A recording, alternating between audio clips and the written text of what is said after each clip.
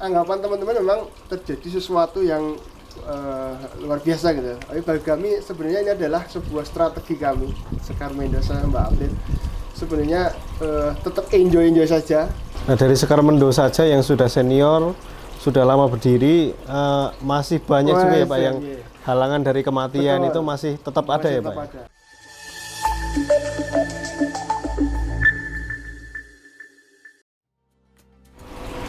Nah oke, halo warga Taniling, kembali lagi bersama saya Rizky Pratama di channel Taniling TV.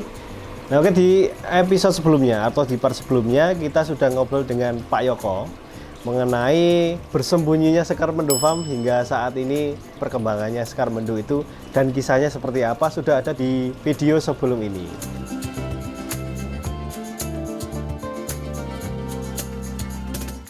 Jika Anda peternak sapi, domba, ikan dan ayam, kini Anda bisa memasarkan dan menawarkan produk-produk peternakan di Taniling loh. Yuk, download aplikasi Taniling di Google Play. Nah sekarang kita nanti akan ngobrol dengan Pak Yoko mengenai teknis dari bisnis maupun segala hal yang ada di Sekar Mendo Farm gitu Pak. Nah mungkin awal-awal yang akan kita bahas mengenai mekanisme di kandang dulu Pak. Siap. Nah SOP dan mungkin SOP perawatan dan juga obat dan lain-lain atau aturan yang ada di kandang jenengan itu bisa diceritakan. Assalamualaikum warahmatullahi wabarakatuh. Waalaikumsalam. Alhamdulillahi nahmaduhu wa nasta'inuhu wa nastaghfiruh wa na'udzubillahi min syururi anfusina wa min sayyiati a'malina.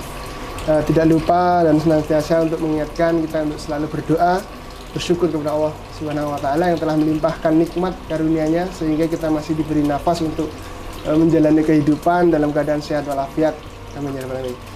Alhamdulillah Mas Rizky, selamat datang kembali di Taniling. Mungkin saya akan sedikit bercerita, kemudian bagi teman-teman yang mau beternak, baru tertarik beternak atau mungkin sudah mulai beternak, akan kita ulas kembali bagaimana SOP di perawatan domba dan kambing ini sehingga nanti memudahkan teman-teman yang baru mulai.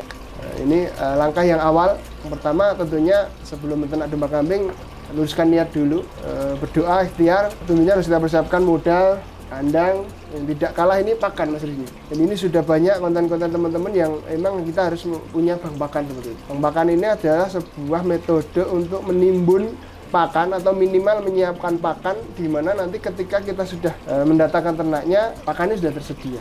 Kemudian yang strategi awal setelah modal tentunya kandang banyak pola juga yang menurut kami sebagaimana mungkin kandang ini nyaman buat domba dan kambing. Kemudian ada ventilasi, kemudian sanitasi, sinar masuk cahaya, kemudian kebersihan, palung pakan yang nyaman, tempat minum yang tidak mengganggu, kemudian tidak kena kencing, mungkin tidak kena kotoran. Diperhatikan kenyamanan Mas Rizky. Ketika sudah nyaman, kambing insya Allah nanti selanjutnya akan lebih mudah. Sudah persiapan kandang, memasukkan bibit. Ketika memilih bibit, sekarang sudah banyak kita pelajari ya di konten-konten atau mungkin di Google bagaimana cara memilih. Kemudian ketika sudah masuk datang ke kandang, bagaimana kita memperlakukan loadingnya masuk itu harus pelan. Kemudian setelah masuk, ketika pemberian pakan disesuaikan dulu dengan pakan yang semula. Jadi bukan kita memvonis pola pakan diberikan, tapi bahan baku apa yang diberikan. Kemudian sebelum masuk ke kandang kita adalah sterilisasi parasit luar dan dalam. Pastikan bahwasanya dia sudah terhindar dari parasit luar dan dalam. Atau mungkin sebelum masuk harus kita pastikan pemulihan energi. Nanti ada yang dikasih air gula, baru kita sterilisasi parasit luar dan dalam. Kalau di kami biasanya kita menggunakan oralnya pakai albendazole, kemudian suntiknya nanti ada ivermectin. Kemudian untuk mengantisipasi, untuk menguatkan imun nanti ada antibiotik yang bisa dimasukkan. Baru nanti di pola minum, pemberian pakan, ini nanti kesigapan dari teman-teman peternak. Kalau melibatkan ABK ya ABK ini yang nanti menentukan tingkat selanjutnya. Kemudian pesan saya Mas Rizky bagi teman-teman Taniling, tetap konsisten dengan pilihan pola pakan. Boleh berubah tapi harus menjaga keseimbangan nilai gizi maksudnya. Jadi banyak teman-teman ini yang terjadi kematian besar, kemudian kegagalan dalam beternak, nggak berkembang, ini janinnya pakai fermentasi kok mati, kok gugur, ini pakai sentrat kok tidak berkembang, ini karena tidak konsisten Mas.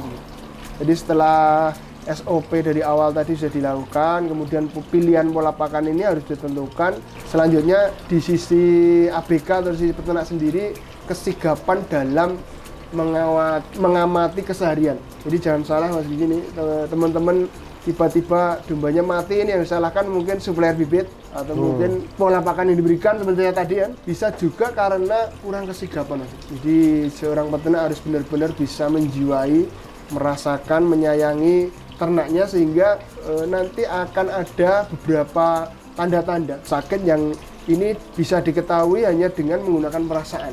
Sampai perasaannya sudah menyatu gitu. Nah, iya. Misal contoh, ini kok makannya berkurang, wah ini ternyata kembung, atau mungkin ini bibirnya ada tanda-tandanya oral. Bahkan kalau di Skarmindo Mas Riki, kita menyimpulkan domba dan kambing penyakitnya tidak kalah dengan manusia. Ketika kita potong ada yang jantungnya rusak, flek paru-paru, ada yang lambungnya bocor dan sebagainya. Ini memang, nah inilah nanti yang saya ceritakan di part sebelumnya. Nanti teman-teman boleh dilihat di part sebelumnya. Yang ini menarik sekali di Skarmindo, perubahan dari bisnis yang akhirnya sekarang kita fokus di breeding ini, hingga dari pasar kita belanja dari pasar A, B, C, ternyata banyak domba dari pasar ini dijual karena ada tanda-tanda sakit. Dan mereka juga nggak tahu sakitnya apa. Tapi kalau masalah perasaan itu tadi berarti yang organ dalam itu bisa nggak dirasain? Ini pasti bisa, karena ketika terjadi sesuatu gejala tubuh, otomatis makhluk hidup ini akan terjadi sebuah reaksi Mas Kiki. Jadi secara naluriah ketika kita bisa mempunyai perasaan, oh ini kok menyendiri kenapa sih? Gitu. Oh ini kok kelihatan bulunya mengkudung, ini kenapa sih? Bagi teman-teman ternak harus memang sangat jeli ya. Nanti setelah itu adalah di bagaimana pemberian pola pakan ini ketika breeding. Nah, ini kita bisa breeding karena Skarmindo saat ini adalah berkomitmen untuk breeding yang ini insya Allah jauh lebih menjanjikan, sehingga di dalam sisi pengawasan ABK dari SOP perawatan ini jauh lebih rumit, jauh lebih panjang karena waktunya panjang, sehingga kita harus bisa menjaga konsistensi di 4 bulan, 5 bulan, 7 bulan.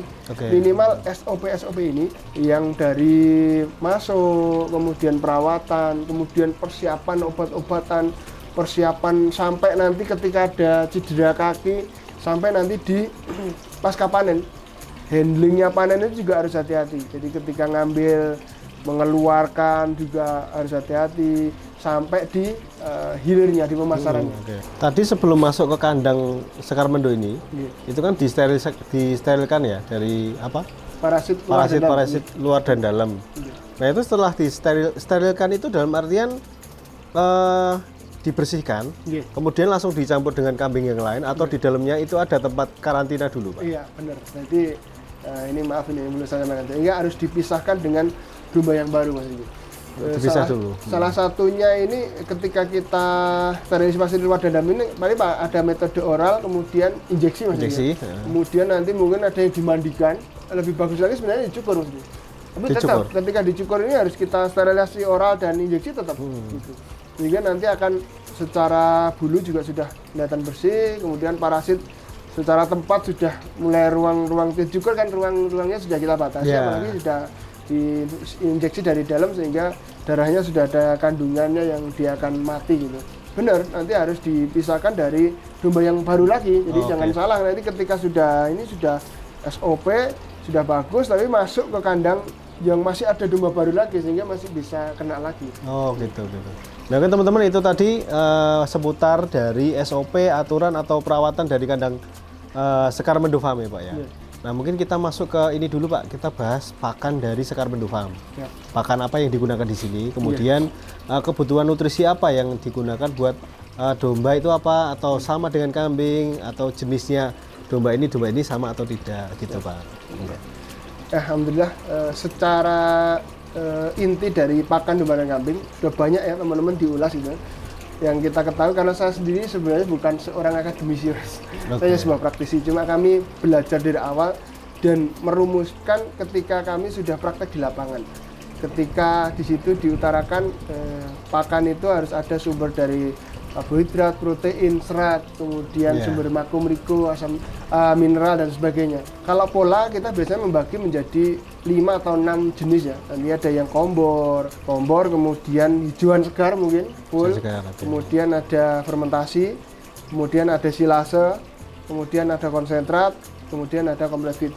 Yang teman-teman bisa memanfaatkan 1 sampai 3 di antaranya. Misalnya pagi di kompor, siang di hijauan, atau sore di fermentasi, atau mungkin pagi di konsentrat, sore di hijauan. Ini monggo teman-teman bisa mengambil berapa pola. Ketika berpatok pada ini ada sumber karbohidrat, ini ada sumber serat, kemudian ada sumber protein yang sudah menurut kita mungkin dihitung boleh, kalaupun tidak kita sudah pernah melakukan, kita trial dan ini sudah berhasil.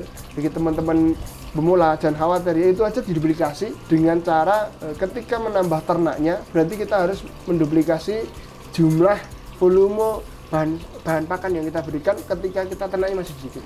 Itu sudah cukup, sehingga tidak usah dihitung secara detail. Ini insya Allah cukup. Intinya adalah belajar dan belajar, sehingga nanti kita bisa paham, oh ini cukup, ini kurang, ini sudah berlebih, ini masih sangat jauh gitu. Yang di sini kita pagi pakai konsentrat, sore kita pakai fermentasi. Pagi sama Ini sore. ya. Ketika nanti ada hijauan bisa kita rubah, cuma memang harus diperhitungkan kembali berapa sih ini perubahan ini, berapa sih hijauan. Misalnya pakai silase, cukup nggak sih silase yang kita berikan ini. Nah mungkin Pak Yoko, pertanyaan terakhir dari saya, mungkin warga Taniling itu ada yang sudah berternak atau setelah melihat tayangan ini tertarik terjun ke dunia bisnis kambing dan domba, itu ada nggak kira-kira saran dari Pak Yoko untuk warga Taniling? Alhamdulillah. Jadi teman-teman yang mungkin baru tertarik atau mungkin yang sudah mulai beternak, jangan khawatir, potensi di domba peternakan domba kambing ini masih sangat luas Mas Rizky. Kemudian saran kami, pesan-pesan kami ini mulailah dari apa yang ada dulu, sedikit demi sedikit, tetap belajar sebenarnya. Kemudian kalau saran kami di Sekar Mendo ini, ayo kita bersama-sama breeding Mas. Breeding dengan pejantan import, ya minimal pakai keturunannya, atau mungkin nanti bisa ke tempat kami Mas Rizky. Kami menyediakan kemitraan, kami juga menyediakan indukan-indukan bunting dengan cross, kemudian dengan full blood yang nanti akan merubah genetik. Sekali lagi pesan kami mulai dari sedikit demi sedikit, kemudian terus belajar, kemudian SOP yang sudah dipelajari ini benar-benar diterapkan. Gambaran-gambaran seperti ini yang harus kita terapkan kembali, harus kita ingatkan kembali kepada teman-teman. Tetap semangat, kemudian ya tentunya harus semakin berkembang. Nah sekaligus harus tetap konsisten ya Pak ya? Iya, tetap konsisten di pakan, kemudian di SOP konsisten, dan harus belajar dan belajar. Demikian Mas. Kalau teman-teman penasaran dengan Sekar Mendo Farm yang berada di Selogiri, Wonogiri, teman-teman bisa datang ke sini, nanti ketemu dengan Pak Yoko, bisa belajar di sini, bisa melakukan, kalau pengen mitra bisa ya Pak ya? Kemitraan bisa, dan juga teman-teman kalau cari kambing guling bisa ke Pak Yoko. Kambing guling, akikoh, dan juga sate nggak? Sate juga bisa. Oke, teman-teman bisa. Nanti nomornya Pak Yoko saya kasih di bawah ini, atau kalian cek di kolom deskripsi. Dan kalau teman-teman ingin berdiskusi secara online, mungkin bisa komentar di bawah. Nanti kita akan diskusi, mungkin Pak Yoko nanti akan ikut nimbrung di situ.